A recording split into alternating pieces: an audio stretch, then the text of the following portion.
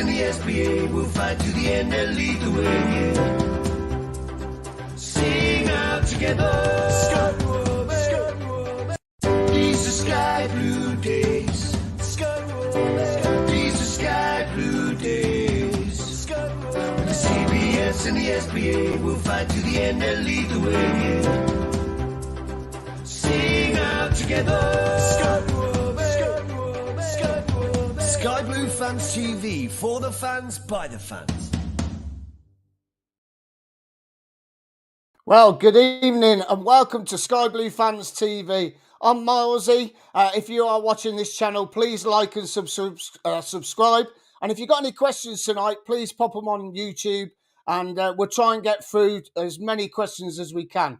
But we're going to crack on with the show. And I know we've had a little bit of flack today on social media about this, but we're running with this because I think that all us fans want to know what's been going on behind the scenes with our wonderful football club. The result didn't go our way yesterday for the Sky Blues or England.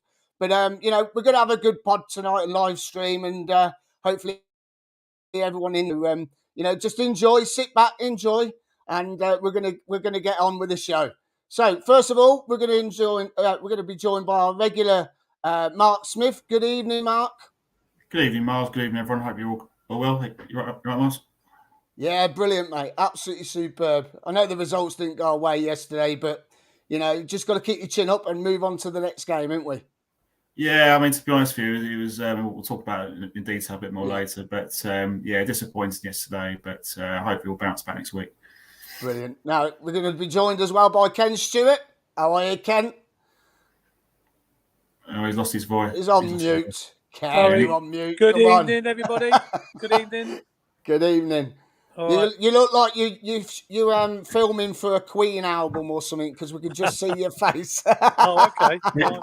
Bohemian Rhapsody, you're thinking of. I assure you I'm here. I am here, loud and clear. Now, listen, we are joined by a guest tonight, and as I say, we have had a little bit of flack this afternoon, but we don't care. We're doing this because we all want to know what's going on, and we are Sky Blue Fans TV. We are for the fans, by the fans. So, you know, we're doing this for everybody out there, and let's hope you all enjoy it. But we're going to make an introduction now, make a good evening to William Storey. Good evening, William. Good evening. Thanks for coming on, mate. Absolutely superb. Thank you so much. Good evening. My pleasure. Now, listen, William, I mean, we're going to start off. You were at the game yesterday, wasn't you? What did you make to it? Yeah, I was then. Well, it was bloody cold. That was the first point. But no, I thought Coventry played really, really well. I thought they were very, very unlucky not to get a point. I was very impressed. They obviously came close a number of occasions. I thought they looked really, really good. Quite pressing game, very fast up front. Yeah, I thought they looked dangerous and were really unlucky in the end. I know it was. We come out all guns blazing in the second half, but yeah, it didn't go our way. But we'll come on to that a bit later on. But as I say, thanks for coming on, mate. It's absolutely superb that you've agreed to come on here this evening. For people that don't know who you are, just explain a little bit about yourself so people can get to know you. Well, I'm a football fan first and foremost, but I own a company called Rich Energy, which is an energy drink. I've got a technology business called Wolf Data Systems, but I work in boxing as well, so I manage boxers. But I've been an entrepreneur probably for about 15 years, but I'm a big football fan first and foremost. And I mean, what's made you interested in coming in to buy Coventry City? What's made you interested in buying our amazing club with our fantastic fan base? Well, I think you've answered your own question. It is an amazing club, and it's got a fantastic fan base. I remember going to Highfield Road. I grew up as a West Ham fan, but I remember going to Highfield Road as a kid, and I've said this before, but one of my favourite players was Brian Killer Kill Klein. But in those days, you had a team with people like Cyril Regis, Grizovic, Lloyd McGrath, Trevor Peake. I remember the Peugeot shirt sponsorship. And you always had, Coventry were always very, very well supported. And I remember Kill Klein went on to Newcastle and Kevin Keegan signed him to Newcastle. He said it was the most important signing he made, in his sort of successful run at Newcastle. So I've always thought they were a great club. In terms of business, I had some interest as well with Jeffrey Robinson, who you may know was obviously the chairman of Jaguar Cars. He was involved in Coventry for a long time, and obviously I was aware what happened at the end of the 90s when Highfield Road was sold. I think it was about £4 million in '99. And that seemed to be the club got relegated in May 01, if I'm not mistaken. And that was probably the beginning of the problems that Coventry have had ever since. I think they bet the bank on staying in the Premier League. They were in the inaugural Premier League. Obviously, you will all know this, but I think Brian Richardson was the chairman then, and I think they just took a big gamble. They sold Highfield Road, which I think they probably then viewed as a mistake retrospectively.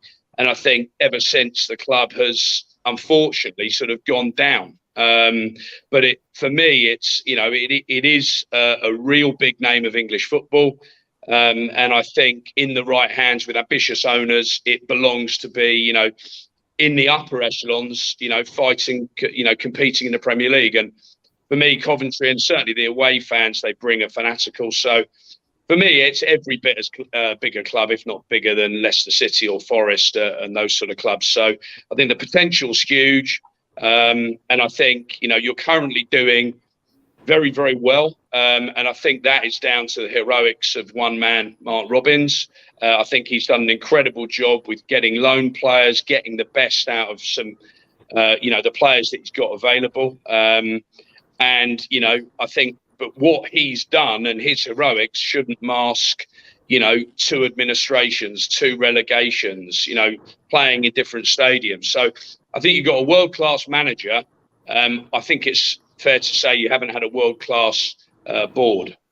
Right. Okay. And I remember a couple of weeks ago you said that you had an exclusivity agreement with Sisu. Was that exclusivity agreement for buying the club and buying the ground?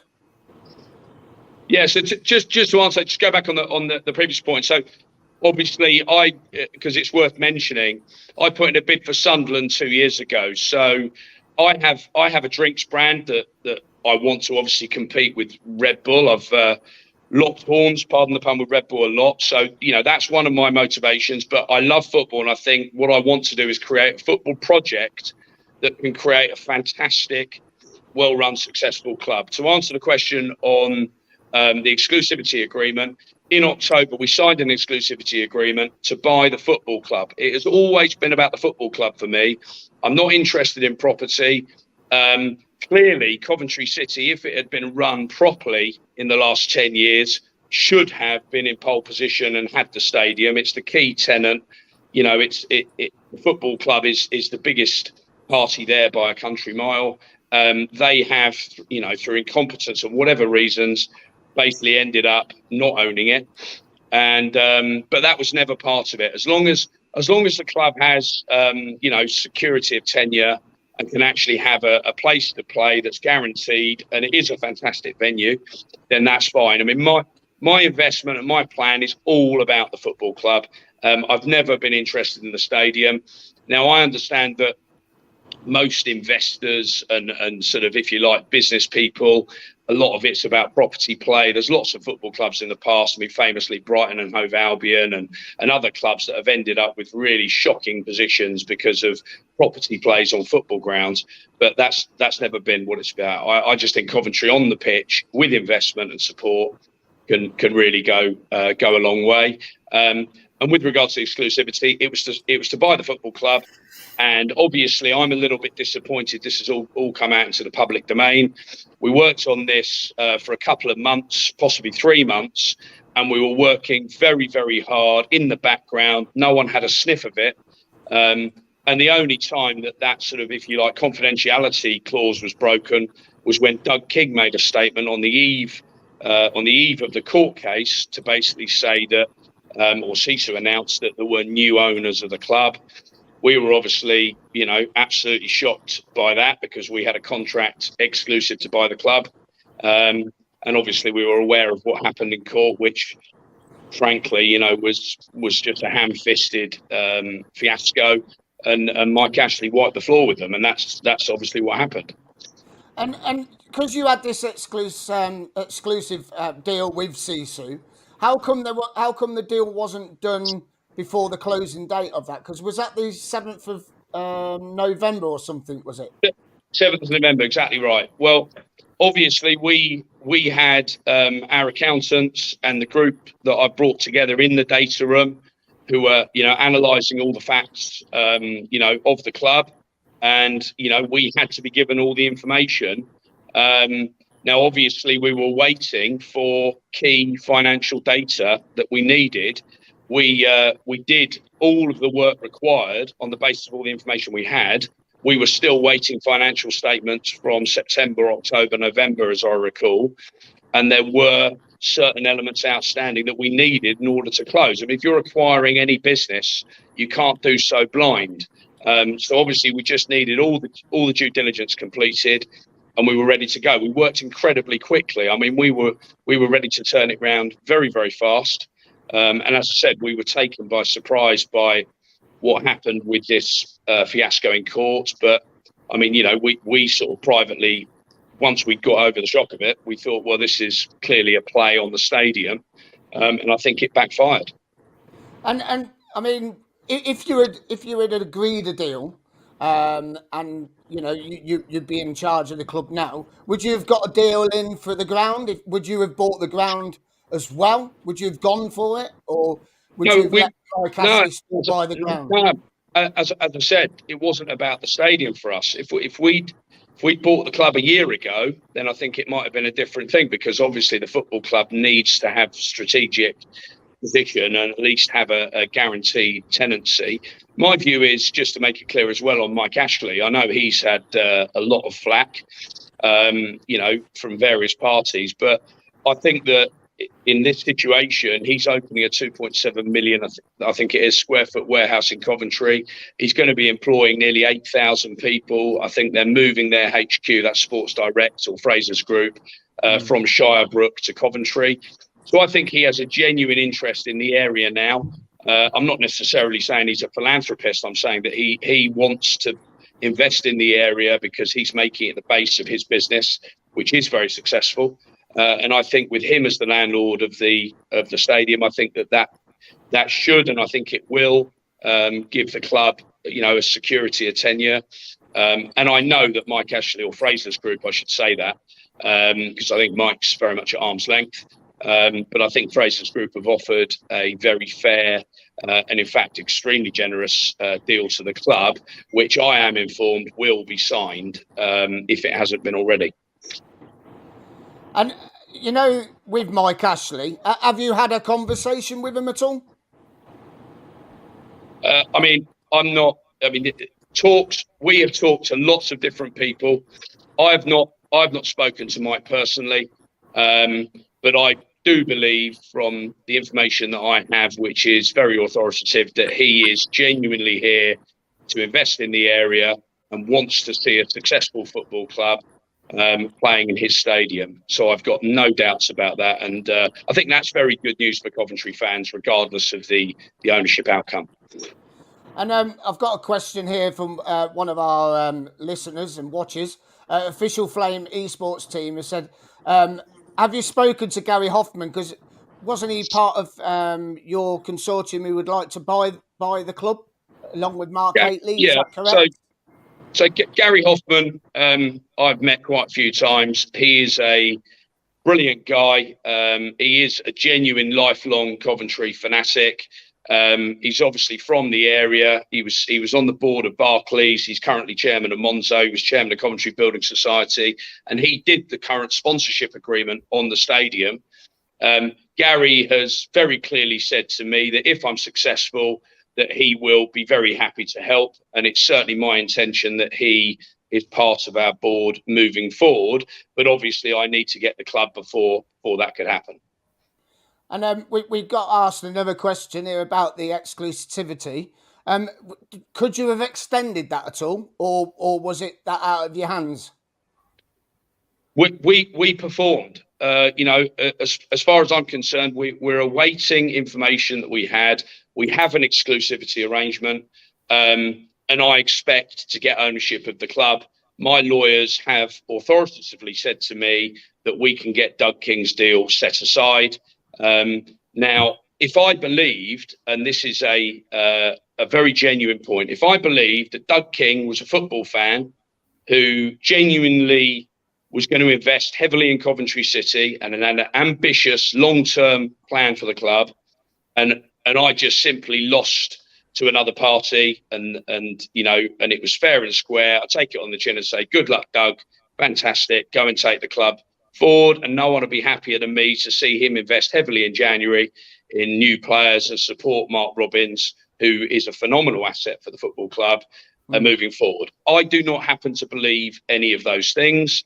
And I believe that from a fan's perspective, what you want is, or what fans at any football club want, is an owner who is honest and transparent with the fans, who's ambitious and does everything they can to provide resources to the football club so they can invest it sensibly, of course, but for growth and success on the pitch. And, a project that is backed by some very, very, successful people is really, really important. I accept, that it's pretty easy to have a pop at me with some of the stuff, in the past with Formula One, etc. However, inaccurate that may be, I can accept that. But I think it's really important that people understand that it's not about me, it's about the people that I've brought in behind me. So, I have a group, Origin Sports Group, who are, a very preeminent organisation in London. They, for example, run the America's Cup. They were heavily involved in the London Olympics. They are experts in the business of sport and have some really top level people that they work with and they're involved in. So they would obviously be involved in the stewardship and the running of the club. I have one of the biggest cement and quarrying businesses, construction firms on the south coast of England backing me. And I have some real legends of Coventry City and the past, who have met me, who've spent time with me, who know that I'm genuine and just have a very ambitious plan to invest in Coventry City to make it a huge success story. So, last night, for example, after the game, I had beers with some Coventry fans for a few hours after the game. And I think, they were a little bit sceptical at first, but I'd like to think that after a few hours, they realised, well, actually, this guy's just a fan who really does want to create a huge success story at Coventry, who wants to make sure that they've got a brilliant relationship with the local authorities, that wants to make sure they've got a brilliant deal on the ground moving forward. And most importantly, wants to actually invest in the club, and that's in the training ground, in the academy, in the playing squad, to make sure, number one, that the best players at the moment, and obviously some superb players there, Gyökeres, however you pronounce that, Hammer, O'Hare, Hanzo. I thought Doyle was superb yesterday. I understand that he's on loan from Man City, but he looked to me a fantastic young player. But number one is those players are kept. Particularly the star striker, and number two, that Robbins has given the resources to go and get 4 or 5 other players, because if he is given those resources in January, I 100% believe that he has got the ability to take Coventry into the playoffs and beyond. And the club has an amazing manager that needs to be backed heavily now. And you touched on Doug King. I've got a question that's come in here. I've got another question as well about Doug. David Howes messaged us on Facebook just now, and he's gone, would William consider doing a joint deal with Doug King? Would you be willing to work with him and put your businesses together and put your finances together to make the team even better than what your ambitions are or what Doug King's ambitions are? Could you do that? Well, at the end of the day, any sensible football club owner, if fans or anyone else wants to come in and invest in the club above and beyond what you've got, you'd be really stupid not to listen to them. But the reality is that, I've raised the money. I've got real serious people behind me who want to invest. This is equity, not debt, who want to invest in Coventry City. Now, my belief, and as of last week, it was a fact that Doug King had not signed a contract with the club. Quite how you can announce a new owner when he hasn't even signed a contract is beyond me. I then heard that the money is borrowed via the Cayman Islands. Well, I'm not quite sure how that works with the EFL. But the reality is, I've been told by people in the city that he was still trying to raise the money to fund this transaction. So I don't know whether that's true, but if even half of that is true, I would say that's a bit worrying. Obviously, he's been put forward as a Stratford businessman. Well, my understanding is he's actually based in Mayfair. And more worrying, just as from a football perspective, is that the guy has no track record, no interest, and no knowledge of football. And, listen, if he has managed to get hundreds of millions of pounds to invest in Coventry, then everyone is going to go, fantastic, brilliant. Let's support this guy. But if this is a last minute deal and optics around trying to get the stadium that's then blown up in their face, and actually he already has strong links to Sisu, what the football club doesn't want is another 5 years or even another 5 weeks, frankly, of the current situation. As I said, you've had 2 administrations, 2 relegations, training in different, or playing in different grounds. It's absolutely ridiculous. Different things have been sold off. There was a centre half sold at the beginning of the season. Ultimately, it's unbelievably lucky for the football club that you've got this phenomenal young manager, Mark Robins, who is not only clearly massively talented and brilliant at motivating the players and getting the best out of them, but he's also put up with unbelievable humour and good grace all the shenanigans and antics off the pitch. So, he deserves a medal for doing that. And I hope, above all else, Coventry need to keep him, because he's going to be very coveted by other clubs, because I can't see a better manager in the Championship. And I think he's a lot better than many in the Premier League. So, he is the reason, let's be honest, that the club are now looking really good, and he's getting an amazing amount out of the group of players. Yeah, I think it was a shame we didn't have a pre-season, and if we had a pre-season match, I think we probably would have won that game comfortably yesterday. But going back to the Doug King, have you heard anything from the EFL? Because I know you approached the EFL, didn't you, about that you've agreed to buy that. Well, you had exclusivity on buying the club. Have you heard anything from the EFL? Because we heard that the deal was meant to have gone through Friday and it hasn't gone through. So have you heard anything? Well, obviously, I've been in touch with the EFL because we had to submit all our forms for the fit and proper person tests to become the new ultimate beneficial owners, UBOs they call it. It's an acronym. But the bottom line is, of course we have, and we've made it abundantly clear that we're pretty, underwhelmed that what's gone on. All I want is that the agreement that we reached with Sisu to be honoured, and I want to be able to buy the football club and actually just look forward to building and investing in the club, because I think it has incredible potential. So I'm very, very disappointed we're here. I'm disappointed it's in the public domain. I'm absolutely bamboozled by what went on with the court fiasco with the stadium. But I am heartened that Mike Ashley has got it, because I do believe he has genuine long-term ambitions to invest in the region. And I think that he has offered the club an excellent deal and has every intention of being very supportive of the football club. And I know that for a fact. So, I think that is good news for the fans, whoever ends up as the new owner. Okay, and I've got a question here, and then we'll bring Mark in. So I've got a question from a fan, just messaged in. So Doug King has spoken with Mark Robins. This is from Matt Cattle. He's spoken to Mark Robins and outlines his plan. Have you met with Mark yet to discuss your plans?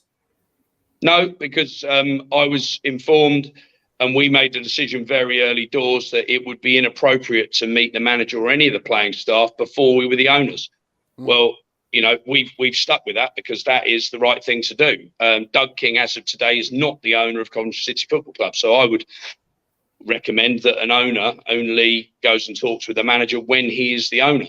But, that's a decision for him, and fair enough. Brilliant. Now, Mark, have you got any questions you want to ask? The only question I had was about your business, about the rich energy drinks.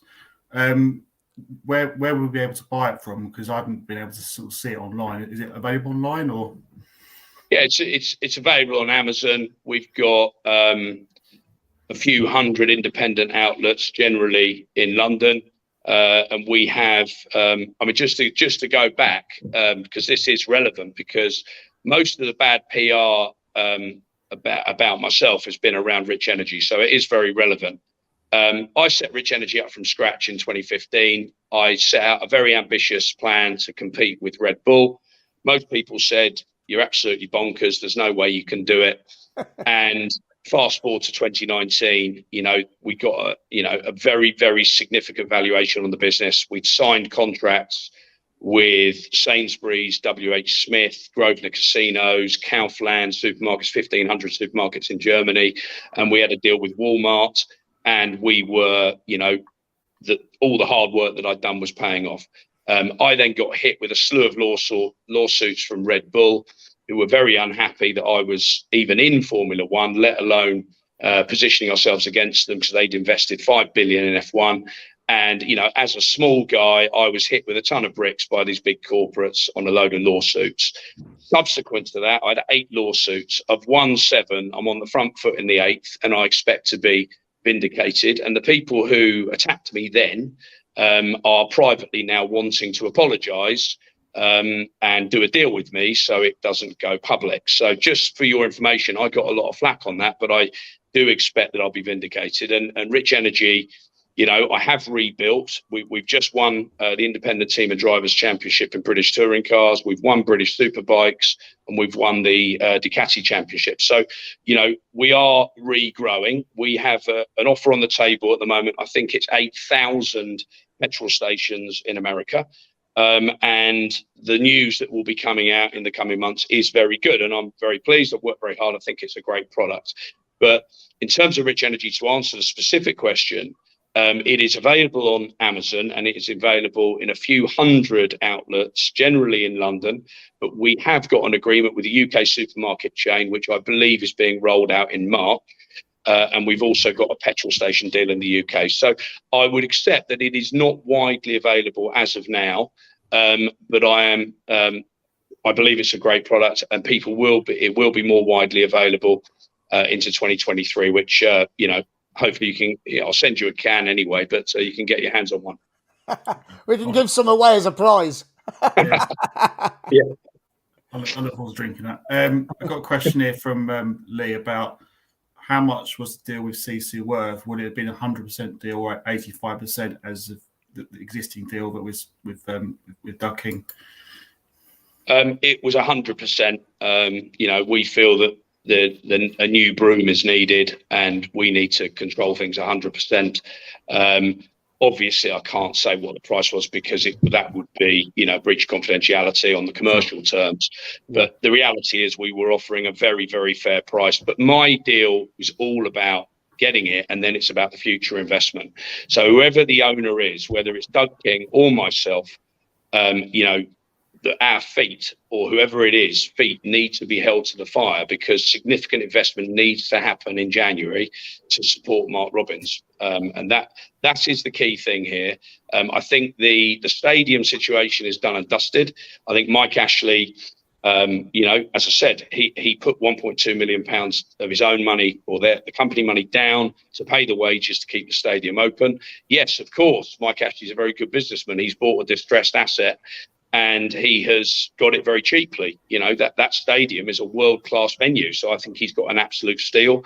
I think if the football club had been run by people who were considered passionate about football and actually had the support of the community, I think the football club almost squandered a great opportunity there. And, going back to what I was saying, the history of selling Highfield Road, Brian Richardson was doing huge plans and models of what became the Ricoh Arena, which was 2005. And frankly, had they not been relegated, had Coventry not been relegated in 2001, they would own that stadium, and Coventry would, be in a fantastic position. But the past is the past. I still think it's got incredible potential as a football club, and certainly whoever the owner is needs to control it 100%. I think that I'm sure the fans will have their private views over what's gone on in the last 15 years, and I'm sure I probably share them. But the reality is that the football club has the infrastructure there with a supportive landlord as a platform for growth. You say there that you've got to own 100% of the club, but Mark Robbins has always said as well that the club has got to own their own ground. Now, if you owned 100% of the club, would you have plans to buy the ground off Ashley, or would you merge with Ashley and let him buy a percentage of the club? It is, well, firstly, just on owning a ground, I completely agree with the principle that a football club should own its own ground. That is, obvious common sense. It's got a home and it's not vulnerable. But, if you look, for example, let's say West Ham, they owned Upton Park. They are currently on a lease with the London Stadium. That is a fantastic venue that they were offered on incredibly favourable terms on a 100-year lease or thereabouts. So the reality is they have the security of tenure.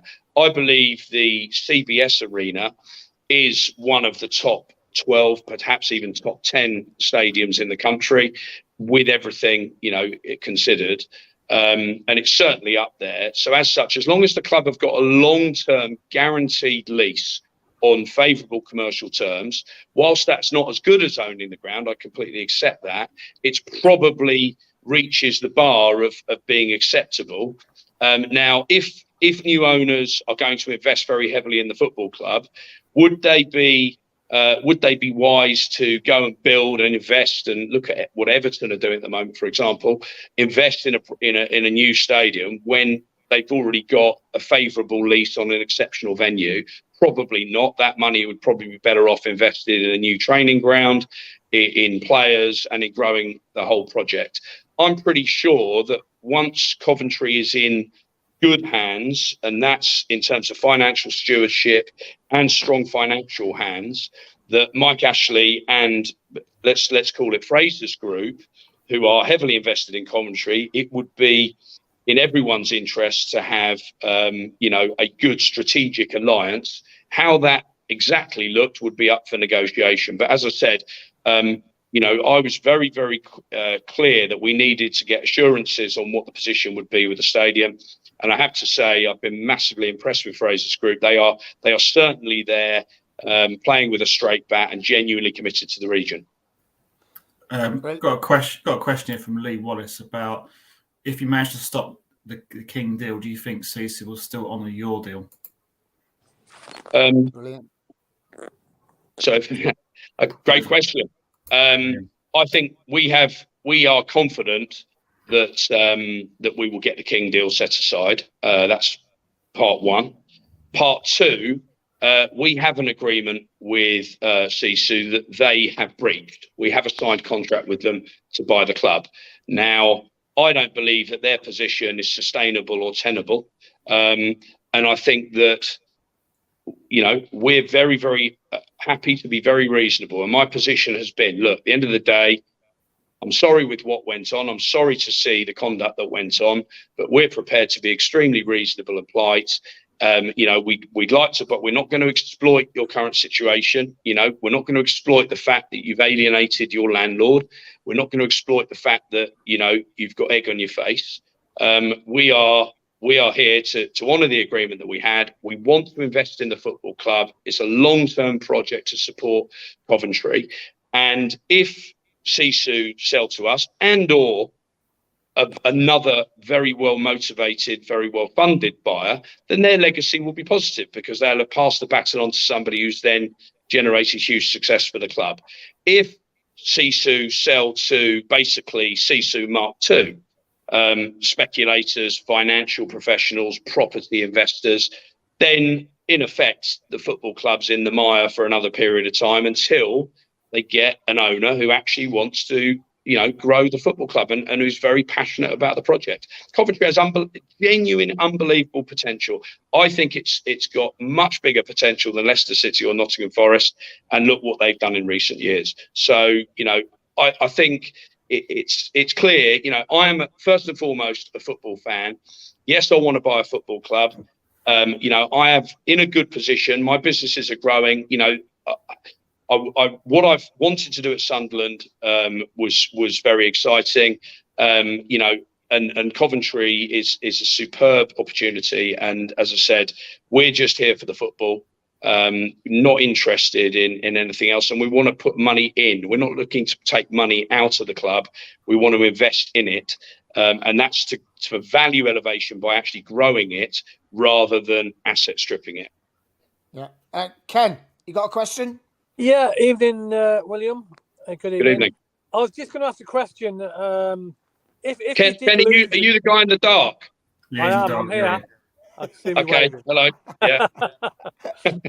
Right. What I was going to ask you was, if you did lose the case in the courts, if it was lost and Doug King got it all, where would that put you then? I mean, would you sort of slip away and nobody hear of you again, or would you still be appealing and stuff like that to try and get your deal on the table?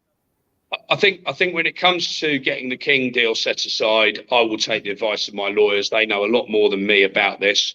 What I know, just on a basis of honourable, straight back behaviour, we had a deal. We've done everything asked of us.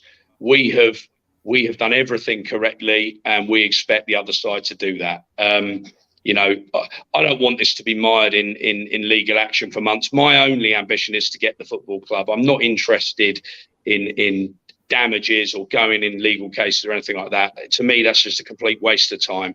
And the other thing that's really important is that this is, and I accept this, a complete distraction while the football club needs to prepare for the transfer window and needs to make plans to try and push for the playoffs and the best finishing position it can this season. So this needs to be resolved very, very quickly. But, frankly, if you've done everything correctly and somebody else has not, and they've breached an agreement, I'd be bonkers to not ensure that they stuck with their deal. And more importantly, I think this is really important, is that, we have really ambitious plans for Coventry. I've got 5 new corporate sponsors, huge companies, all worth more than £1 billion that have already agreed deals to be sponsors of Coventry. 10, 12 years ago, I brought a load of big brands into boxing. I'm very interested in brands. I've created my own one. Ultimately, we've done some big partnerships. We've got the resources to invest very heavily in the playing squad. So I will be most disappointed if we don't get it, because we put a lot of emotional effort and hard work into this. If a court deemed that we lost the case, then you'd have to take it on the chin. But we're certainly not going to walk away when we think we're in the right, and more importantly, we think we've got by far the best package to invest in Coventry City, short term, medium term, and long term. And have you? Another thing I was just about to ask, have you spoke to Sisu lately? Have there been any conversation with you at all about this, or are they sort of not talking to you at all now? We're in talks with all relevant parties, because clearly it is in everyone's interest that a sensible solution is reached. And clearly we expect our agreement to be honoured, and that's it. It's very, very simple.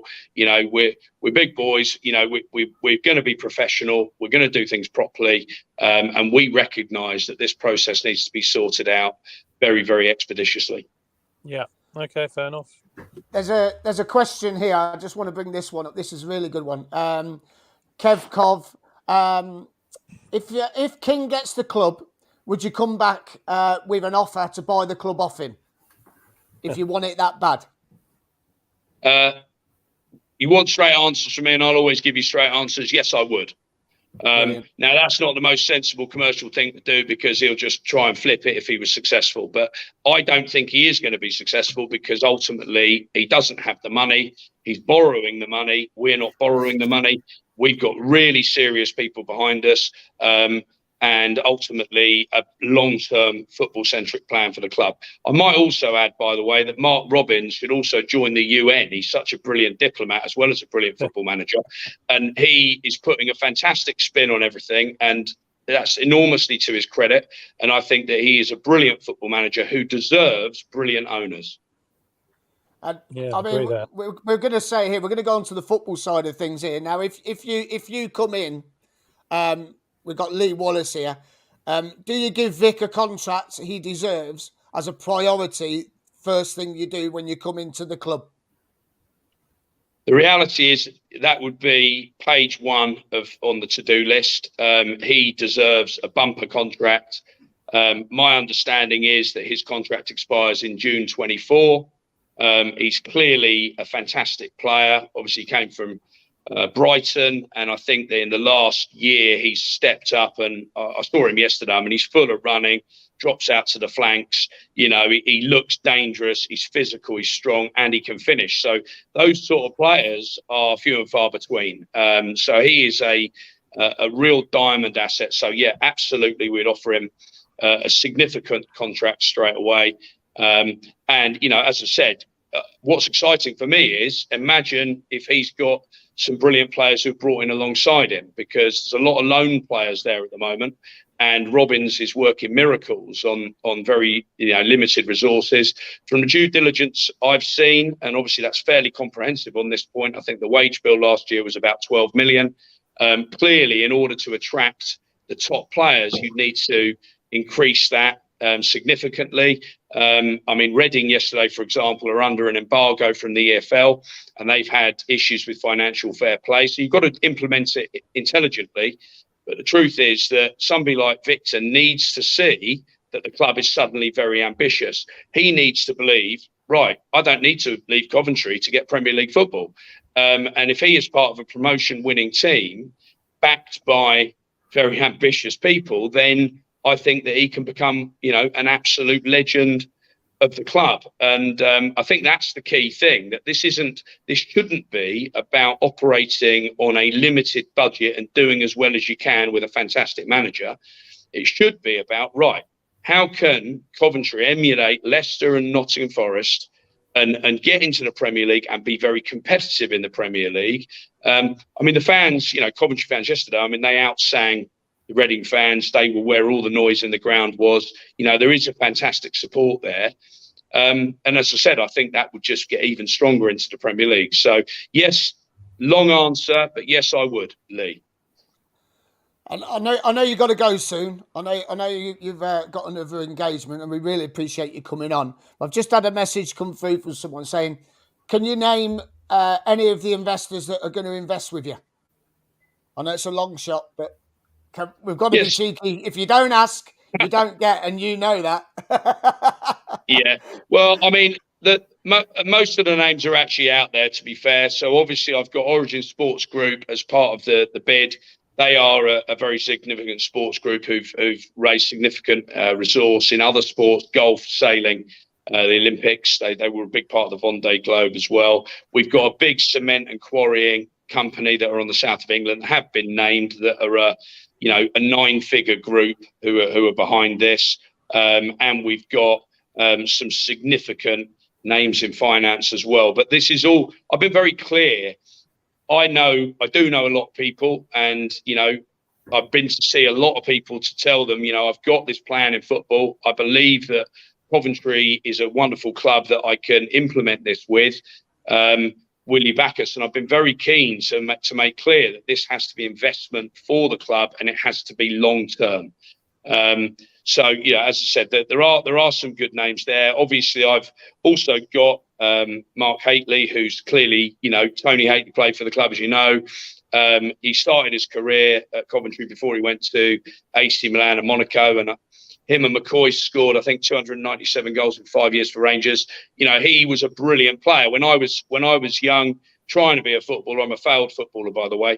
He was probably, my favourite striker for Rangers. So we've got big names involved, and many of them have been named. It was my idea. I'm the guy driving this. I'm the guy who has the plan. And a lot of these people are, not necessarily public figures. They're very happy to sit in the background, with me as the front man. And I think, I would make the point that if I read some of the stuff that's been written about me, it sounds like a cross between the Wealdstone Raider and Sepp Blatter. It's an absolute farce. But, I think what I would be is very open with the fans and very clear. And I think they quickly realised, well, actually, this guy just wants to build Coventry for the long term, and has managed to get some really brilliant people behind him, and I think that's really important to emphasise. And you mentioned Origin's, the Origin connection. Is that Sir Keith Mills? He's the founder and CEO of Origin. Yeah. Now, last question before you go. This is a bit of a fun one because I know you got to shoot, and as I say, we really appreciate you coming on. No problem. Kimberly, who I know quite well from the club shop, she said, one of the first things can you do, will you buy the club shop? Because we haven't got a shop. Well, I thought, to be fair, I like to be very fair to people. I think the Hummel situation actually is bad luck. I think that the Hummel have gone bust, or there's a problem that actually isn't the fault of the current owners. But certainly, look, it's ridiculous that there isn't a shop. So, I mean, it's very simple. Everything that needs to be there would be there in very short order. So, Kimberly, I can confirm that. Can we have a real big one with everything in? Because every time we go to an away game, we walk into a shop and we go, they've got this, and we haven't got it. We just want everything.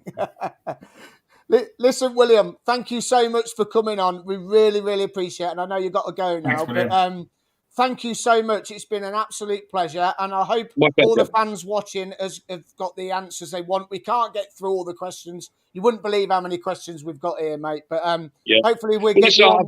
I'm very happy to speak to you. I'll keep you up to date. You know, I'm very pleased with the group that I brought behind me on this, and we're just desperate to get the club and invest in it moving forward, and that's all we want. It's very simple. So thanks ever so much, really appreciate it, and have a wonderful Sunday evening.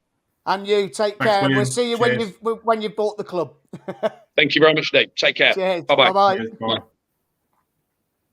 Wow. Well, there you go. Yeah. The man himself. Yeah. William Storey. That's fantastic, isn't it? Yeah. To get him on and to answer some questions. Seriously, guys, the comments have been unbelievable. Let's bring Ken in as well. We just couldn't get through all the comments, could we? But you know, I mean, what do you make of that, Mark? Let's have your feelings on that.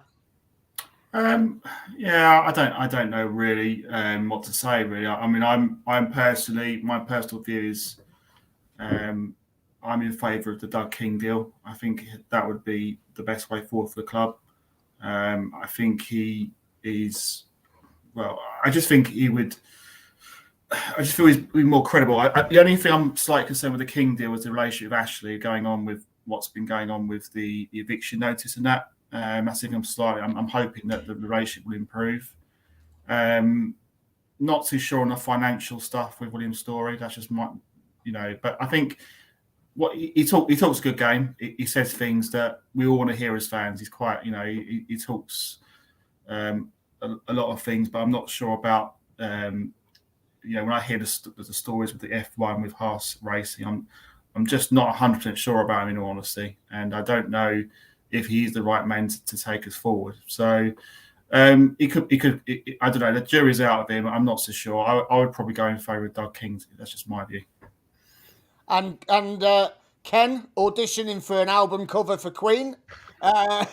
Yeah, all done. You ain't paid the electric bill, have you? The electric bill's gone up, and I'll have to make cutbacks, unfortunately. I better switch my sign off on neon signs at the back. I've got no idea what's happened with the light. I haven't got a clue, but I can see you perfectly well. Put the banner up now. Yeah, very interesting to hear his opinion. And I'm sure a lot of the people that were listening tonight, who hadn't heard him speak before, would be very, very interested in what he had to say. He seems quite clear in what he wants to do.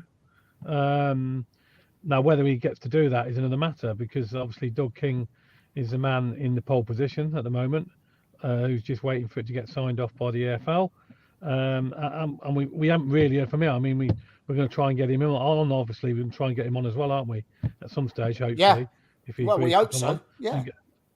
So we can get his view on the matter as well. So we can. There's always two sides to a story, isn't there? Yeah, if you like, pardon the pun, if you like. But there's always two sides. So at the end of the day, yeah, he sounded very positive, but it looks like Doug King's going to get it, I think. But we'll have to wait and see. And the jury's still out for me. I I'm really deciding on one or the other. But you know, I don't like the Doug King still involved with Sisu business. I don't. That concerns me. The 15% that they've still got. I mean, why they're hanging on to their 15%? I don't know. But Yeah. you know, that's another question. But we'll have to wait and see. But my main thing is, Robin's getting a bit of money to spend in the transfer window. That's a massive plus, and obviously keeping the players we need to keep to get in the promotion push. That's vitally important, and that's what Doug King has come out and said he'd do. So we'll have to wait and see whether he keeps his promises. If he doesn't, then obviously he's going to have a big backlash, isn't he? Yeah, definitely. I think we just need this sorted like fairly quickly because look, we've got January ahead. It's a critical moment of the season.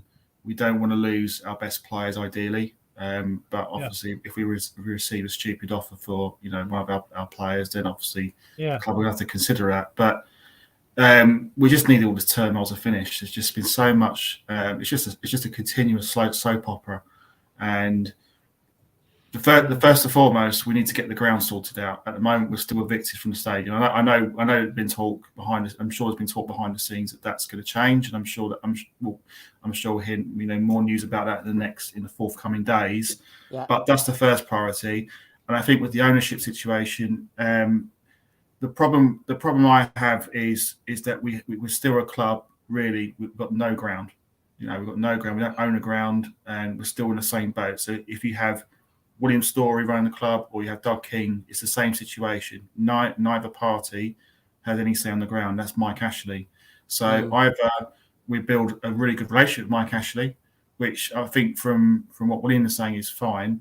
The only thing I'd add with William is I think there's a couple of comments I saw about, where can we buy these drinks from? Because he mentioned on there about Amazon, but it's not. Yeah, they're there. They are there. Okay, fair enough. Yeah, they're there. Yeah. So that's fair enough. So I think he talks a good game, William. Whether he plays the good game, I don't know. But I don't know. I think from what we've heard, it sounds like Doug King will be 85% and the majority shareholder of the club. Whoever what we want as fans, we just want we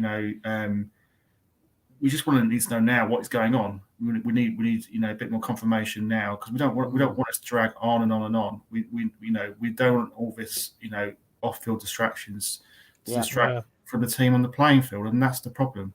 Yeah. But the biggest problem I've got is no ground because we're still beholden to other people, in which case is the Frasers Group. And I think Mike Ashley, what he's doing in terms of creating jobs is fantastic for the area. I think creating 8,000 jobs as William was alluded to earlier, I think is really good. But from a footballing point of view, we need ownership of the ground. We need our own income coming in. I wouldn't even be against Mike Ashley running the club because at the end of the day, it'd be good to have a ground and an owner who are the same person. That would be the ideal scenario. Yeah, I mean, I agree with you. I agree with that, Mark. I wouldn't mind. Yeah. It's not someone else's money, and that's the thing. And any money we can get, we can then, can be used obviously from the proceeds of ticket sales and whatever can be used to strengthen our squad. Yeah. We got a comment here. I just want to bring this one up. Just talking about William there was talks eloquently, but seems a lot of red flags from all the sundry. Talks a good game, but it's any salesman can talk a good game, but if he has got an exclusivity, I can never say that. Then he's got a good point, hasn't he? We've got a message. And to be honest, Sisu need to come out and say that, don't they, and clarify what's going on. Yeah, whether he has got an exclusive or not. They haven't said anything. No. Now we've got a competition coming up later. We're picking the winner. Have we got everything ready for that, Ken? Yes. Yeah, brilliant. We'll do that. I can still see what I'm doing. Brilliant. We'll do that shortly. Reese has messaged in saying, ballsy move getting him on, guys. Well done. As any information we get is more than we had 30 minutes ago. Thanks, Reese. That's really kind of you. Yeah, I mean, it was humble. We've had a lot of flack today, and you know, people aren't going to like him coming on. People aren't going to want to hear what he's got to say. But the reason we've done it is because we haven't heard anything for 2 weeks. The BBC, ITV, whoever, the Telegraph have all interviewed these buyers or so-called buyers. We've managed to get one of them on, which is brilliant. And, you know, we've been neutral. We haven't sided with anyone. We just wanted you, the fans, to have your say and for him to have his say and hopefully, you know, answer some of your questions. So that's what we tried to do, isn't it, boys? Yeah, and I think it's good to have him on because end of the day, it's, you know, his involvement is relevant to cut the ongoing saga with the ground and the ownership. So, you know, we need to know as fans what plans he has, and I think he has. Yeah. He has answers to those questions, yeah, I mean, so I think the coming days will be interesting because. Because it was interesting. I mean, not many of us had heard of him before. We didn't know much about him, do we? But we certainly know a bit more about him now. Yeah, because nobody's heard of. You know, none of us knew about him or knew anything about him at all. Really, I'd never heard of the bloke before until recently. So it's interesting we know a bit more about him now. We know what his plans are. It'd be nice now to see if Doug maybe can come on and explain his plans and put his side of the story. Well, we'll try our best. I'll email him this week, see if we can get him on. Now, we've got a message from Keno Tomo. Evening, Keno. Interesting that King is not so open on future plans. That's what we're just saying, isn't it? We're lucky to get William on, but you never know. Yeah. We'll email Doug and see if we can get him on. Or if anyone knows Doug watching, please get him in touch with us, please. We'd love to have him on here because, you know, as we say, we're Sky Blue Fans TV, for the fans, by the fans. And it's all about you guys. And that's what we're trying to do. We're trying to give you as much coverage as we can because we know the club hide a lot of things and we don't want to hide anything from you. So we'll come back to some comments shortly. And what we're going to do now, we're just going to take a quick ad break. Then we're going to talk a little bit about Reading. And then we'll have the competition winner for the tour around Dillon's Brewery, which we've got the entries ready to draw out. And you can win a tour, give it away for a Christmas present if you want. But we're just going to take a quick advert break. We're back in a minute from our sponsors. 1, 2, 1, 2, 3, 4.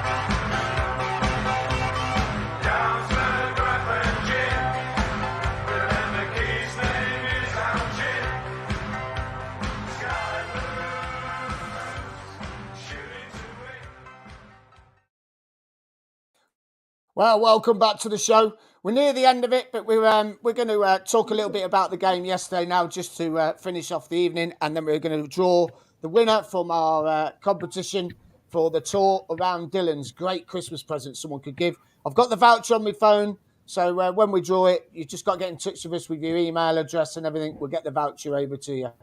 Go to you, Ken.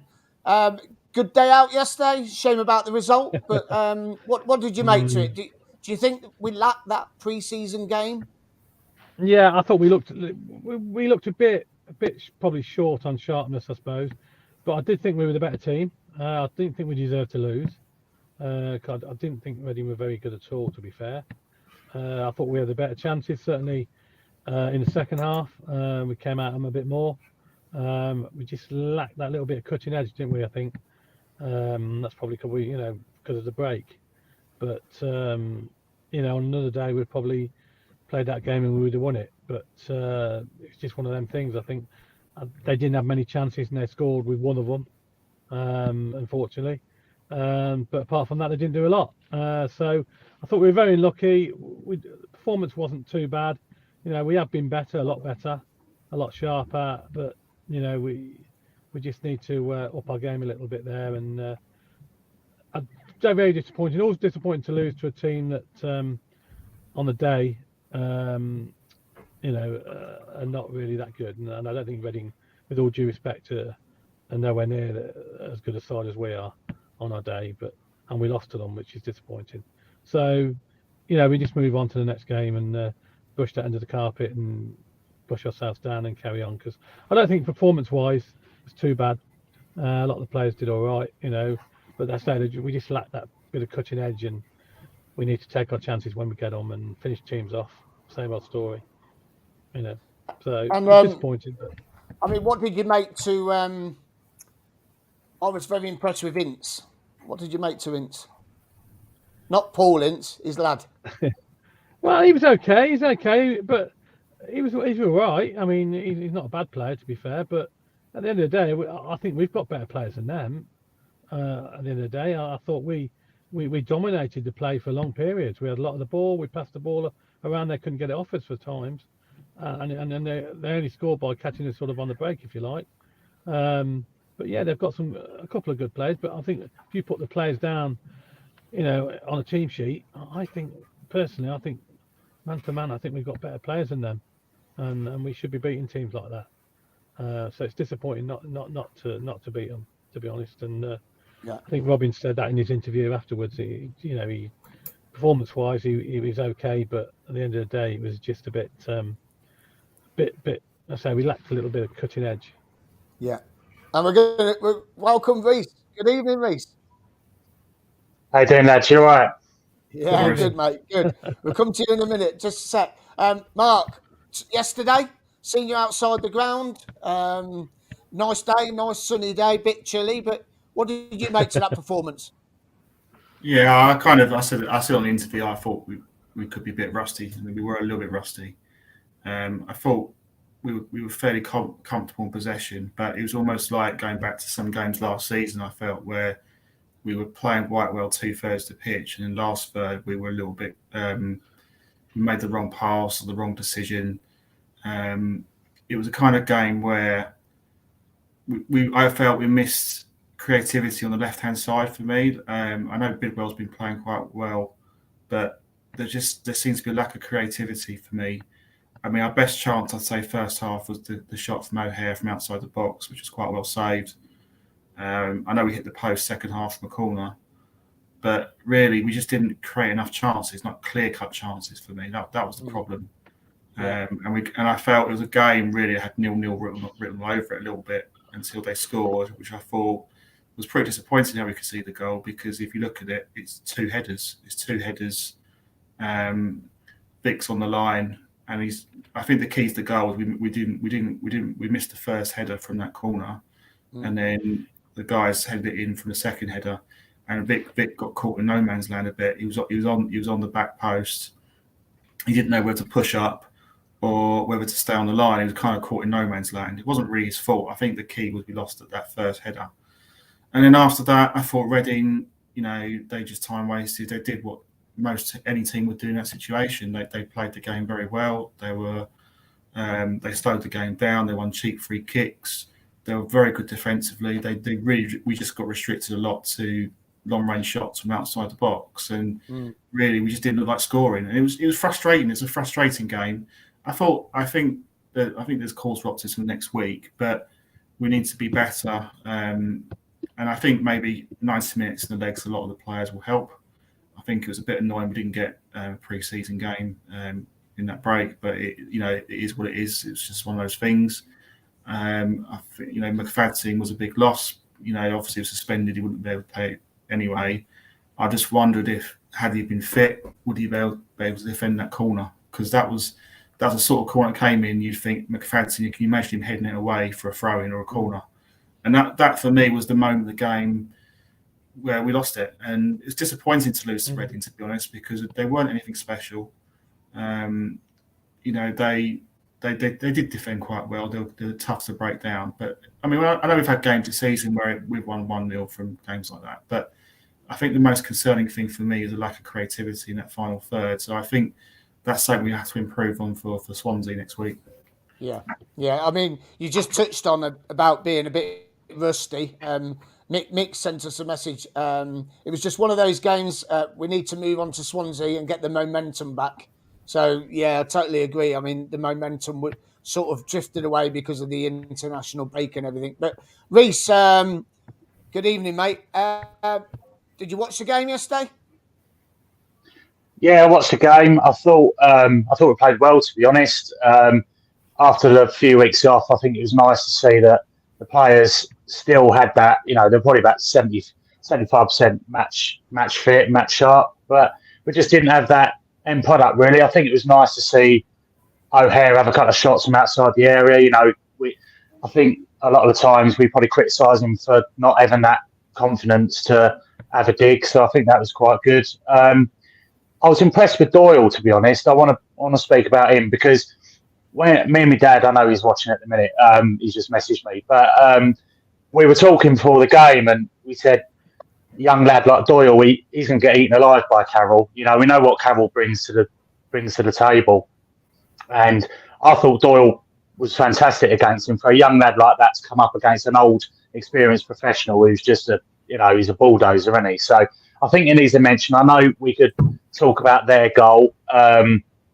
It was a bit of an odd goal, wasn't it? The way it just fell into, it was about 3 yards out. The guy just headed it in. I think Wilson could probably do a bit better there, in my opinion, where he could have reacted. I think if you watch it again, he freezes a little bit. As soon as the ball comes over, he doesn't react. I would like to see him come out and maybe get a punch on the ball or, try and make his presence known a little bit. But all in all, I think the performance was promising, considering we've had the time off. I know none of us wanted us to go into the break because we were on such hot form. But this is a championship; it can happen. How many times have we spoken about games last season where we were by far the better side and we didn't come away with a result? So yeah, for me it was a promising performance. We're disappointed with the loss, but we can take a lot from that game, in my opinion.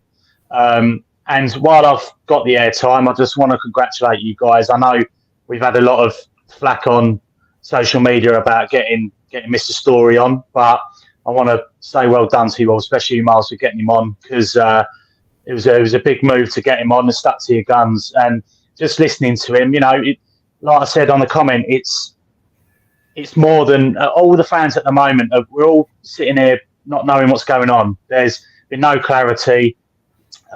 We hear rumours. Rumours are always going to be rumours, but to actually get him on and listen to his side of the story, a lot of people are saying negative comments about him, but to actually get him on and speaking about our club and, like I say, our sort of brand is, for the fans, by the fans, so it's that's what we're trying to achieve. And if people don't like it, they're not going to like it.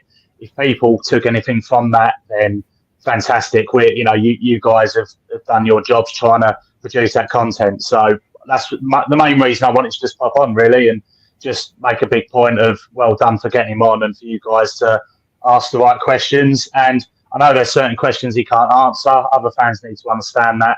But what an opportunity. I know, like I say, negative comments, but it's good to to get him on and let him have his say, and also try and give us a little insight on what's going on as well. Yeah, and I think to add to that, I think that in the day we are for the fans, by the fans, and in the day, the whole business William Storey it is relevant to the football club, and us fans, we need answers to questions about what he would do with the club and things like that. And I think it's very important to have him on tonight. So whilst I respect people that I know very well on social media, who I consider as friends, who didn't agree with what we're doing tonight. Well, we're doing it because we want to make sure that people listen to, his style of story. We can make a considered judgment after that, and I think that's the important thing for me. So I think it's so well done, Miles, on getting him on. If we can get Doug Keane on whoever, then that would be brilliant. But it's no different from political journalists interviewing politicians. You don't always agree what politicians say, but at the end of the day, you need to interview them because people want to know what they would do if they were in government. It's the same with our situation with Storey. So I think it's important to get, our job is not necessarily to sort of side with anyone. It's just to get his side of the story, and that's all we're doing. We're not, and that was the whole point tonight. So yeah, well done, Miles, and I think you've done a great job. Thank you very much, guys. I just want to go on to that, saying that fans want to hear fans asking the questions, and that's why we've done this, is to get the fans to ask the questions. It's all right having BBC, radio, and everything else asking the questions, but the fans never get to ask the questions to these people. It's like when you hear interviewing players. It's the same old boring interview technique. Exactly. We want fans to get them people onto their sites and onto their channels to talk to the fans. And I'm sure that's what the fans want. And that's why we do this. All of us, you guys, Mark, Ken, Glenn, Reese, and Victoria, we do this for the love of our club, and we do this for the fans, and that's why we've done it. And thank you so much, guys, for what you've said about me. I really, really appreciate it. Brilliant. That's all right. That's all good. Should we go on the competition? Yeah, we'll do the competition. Ken, are we ready? Yeah.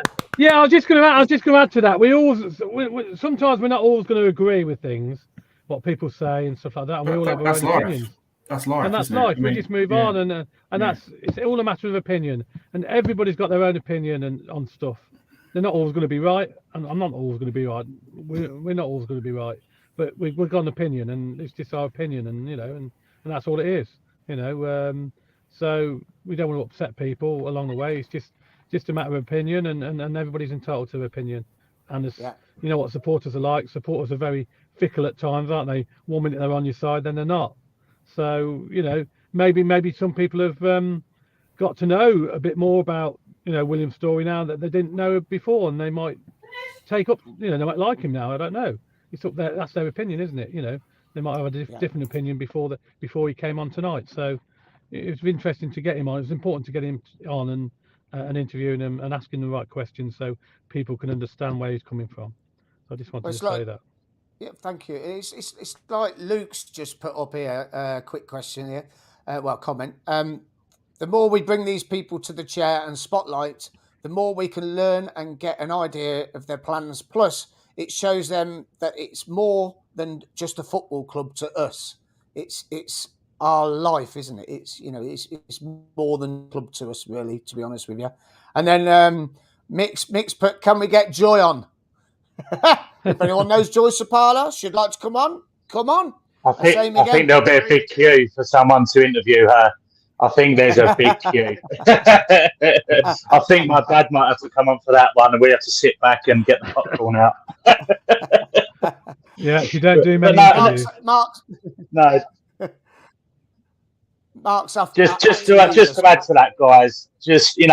People need to realise as well that nobody understands unless they have their own podcast or their platform, that the amount of hard work that especially you two and Mark and Glenn, Victoria, all the hard work you put in, it's all in your own time. You've all got your families, you've all got your jobs, you've all got your own lives to live, and to see the interviews that you do outside the ground as well. And I'm not trying to blow smoke up your ass, but it's all voluntary. It's all voluntary work. It is all voluntary work, isn't it? So for the content that you all consistently do, I've got 2 kids myself, and a busy life, and I try and do as much as I can. But with everybody else, for what you all put in, I just think instead of everybody jumping on the bandwagon and saying, this is disgusting, getting him on, I just think, well, if you don't want to listen to it, don't listen to it. And if you want to hear a little bit about what he wants to say, then fine. If it's positive or negative, everybody needs to understand we've all got our own lives, but actually we all work hard on this platform as well to make it what it is. So, it's all voluntary work. Don't think for a minute we're the BBC or anyone else earning money out of this, because we're not. We're just genuinely fans who, we've all got our own stories, how we've become COV fans, and the season tickets, and the years we've been following the club, the amount of games you two go to as well. We're just trying to bring genuine content to fans, and I just wish people would understand that, because some of the comments I've seen tonight and before have been disgusting. And do you know what? I'll say it to them. Shame on you guys. That's all I'll say. You can attack me all you like. I'll still sleep tonight. So I just you want to can't bring please this everybody. one up. Yeah. No, Glenn's just put this. He couldn't make it tonight, bless him, but he's put our door's always open to have people on. We're not a closed shop. Everyone is welcome, and you're right. We're welcome. We got a bit of stick for having her game too on and stuff. So, we're just trying to bring content to everyone. Right, competition time. Who wants to win? Who wants to win a trip round Dillon's Brewery for Christmas? And you got to take me. No, joking. It's all right. Go on, Ken. What we got? Come on. Just remind us of the question. Mo. Oh yeah, the question was, who was the last ex-Cov City goalkeeper to play for England? And the answer was. The answer was. Go on. You know it. No, you tell me. Chris Kirkland. Was it Christopher Kirkland? Chris Kirkland. Yes, I think his dad won £250,000 as well when he put that cap on. Oh, so, I think he did, to be honest. Yeah, if I remember. He did, yeah. He put if I remember. I'll tell you what, he was a good goalkeeper as well. And it's a shame that was another one who ended his career early. I think just to injury, wasn't it? I think. Yeah. Unfortunately, he had a bad injury and he had to finish playing early. So anyway, I've got a random number selector here. You probably can't see that, but I've got one here. We've got about 15 entries altogether. The numbers are in there. Let me just press the button. Hold on. You're sleeping in your car tonight, then? Keep warm. No, I was in the middle of. Honestly, I was in the middle of going home. And I ran out of time. And I had to pull over in the end. That's why it's very dark, even though I've got my light on in the car. Oh yeah. Right. Okay. It's not in a lay-by with your light on, is it? No, I'm not in a lay-by. No. I'm somewhere safe.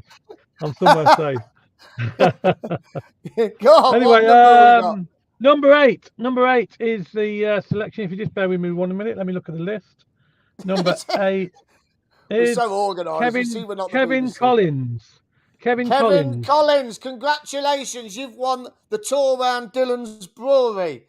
Get in touch with us, Kevin Collins. Get in touch with us, and I'll send over the voucher and some details of what you got to do to get that voucher sorted out with Dillon's Brewery. And you could give it away for a Christmas present if you want. All good. Ken's just vanished on me. But yeah, so Kevin Collins, he's here now. Yeah, Kevin, sorry, I lost you there. Kevin Collins is the winner. We'll get in touch with you, Kev. We've got your email address and stuff. We'll be in touch with you very shortly, and we'll get that voucher off to you for a tour around Dillon's. Fantastic. Brilliant. Yeah, as I say, I got the voucher ready, so just drop us a line and we'll get all the details off to you. Now, listen, I just want to say a big thank you to all our guests tonight. It's been a brilliant stream. Really enjoyed it. And to get William Storey on is brilliant. But if anyone knows Doug King or Joyce Sapala or anyone, and they can pass the message on, please, that would be fantastic. To get in touch with skybluefanstv@gmail.com or DM myself on Twitter or DM Sky Blue Fans TV on Twitter. That would be brilliant. We'd love to get Doug on or someone else from the club. It would be absolutely superb. But yeah, thank you everyone, to Mark, to Reese, to Ken and William Storey. So thanks for watching, everyone. I think that's one of the biggest ones we've had so far this year. And, I think so, yeah. play up Sky Blues and look out for us next Saturday outside the CBS. We will be playing at the CBS next week. Without a shadow of a doubt. Yeah, we are looking to have a big surprise for all the kids walking around the ground. So keep a look out on socials this week. We'll know more maybe tomorrow or Tuesday. And that will have the details of what we're going to be doing outside the ground next Saturday. So play up Sky Blues. Sorry we didn't win. And sorry England didn't win. But, it was a double disappointment for results. But we'll be back. We'll be back. Yeah, we'll be back. Anyway, take care, everyone. We'll leave you with our end of the show. See you soon. Play up Sky Blues. Play up Sky Blues. Good evening.